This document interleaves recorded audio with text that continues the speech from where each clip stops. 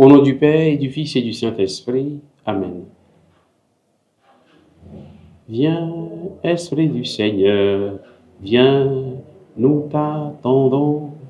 Alléluia, mets la joie dans nos cœurs, par le Christ, Alléluia.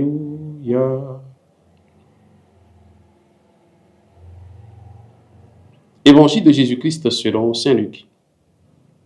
En ce temps-là, Jésus disait à ses disciples, « Vous le savez bien, si le maître de maison avait su à quelle heure le voleur viendrait, il n'aurait pas laissé percer le mur de sa maison. Vous aussi, tenez-vous prêts, c'est à l'heure où vous n'y penserez pas que le Fils de l'homme viendra. » Pierre dit alors, « Seigneur, est-ce pour nous que tu dis cette parabole, ou bien pour tous ?» Le Seigneur répondit, « Que dire de l'intendant fidèle et sensé, à qui le maître confiera la charge de son personnel pour distribuer en temps voulu la ration de nourriture? Heureux ce serviteur que son maître, en arrivant, trouvera en train d'agir ainsi. Vraiment, je vous le déclare, il l'établira sur tous ses biens. Mais si le serviteur se dit en lui-même, mon maître tarde à venir, et s'il se met à frapper les serviteurs et les servantes, à manger, à boire et à s'enivrer, alors quand le maître viendra, le jour où son serviteur ne s'y attend pas et à l'heure qu'il ne connaît pas, il l'écartera et lui fera partager le sort des infidèles. Le serviteur qui, connaissant la volonté de son maître, n'a rien préparé et n'a pas accompli cette volonté, recevra un grand nombre de coups. Mais celui qui ne la connaissait pas et qui a mérité des coups pour sa conduite n'en recevra qu'un petit nombre. À qui l'on a beaucoup donné, on demandera beaucoup.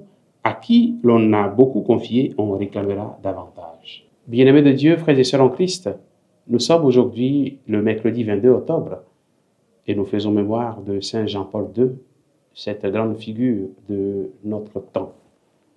Ce pasteur des jeunes, ce pasteur de toute l'Église de notre temps. Aujourd'hui, l'Évangile s'inscrit dans la continuité de celui d'hier. Jésus parle de sa venue comme un maître qui vient et pour qui les serviteurs peuvent se dire « Mon maître tarde à venir ». Bien-aimés de Dieu, au début de l'Église, les chrétiens voyaient comme si le Seigneur Jésus devait revenir dans les années à venir, les années suivantes, dans les jours à venir, etc. Et c'est ce qu'ils croyaient au départ.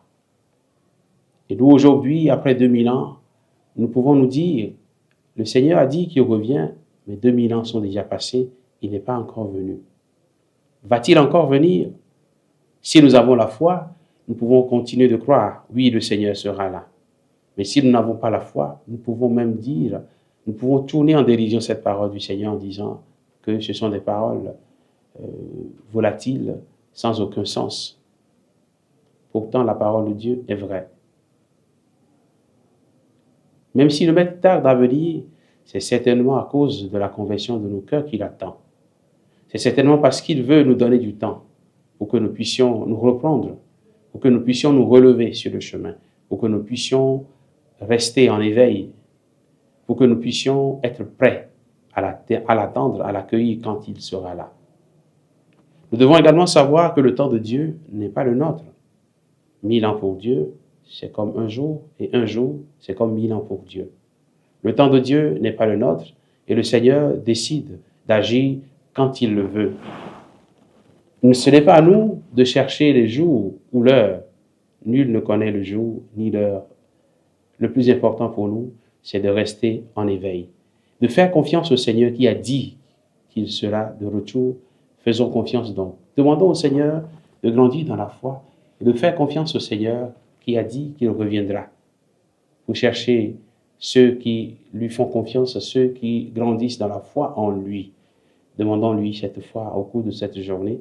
Demandons au Seigneur la grâce de faire en sorte que notre vie puisse toujours être en attente bienveillante face au Seigneur qui vient.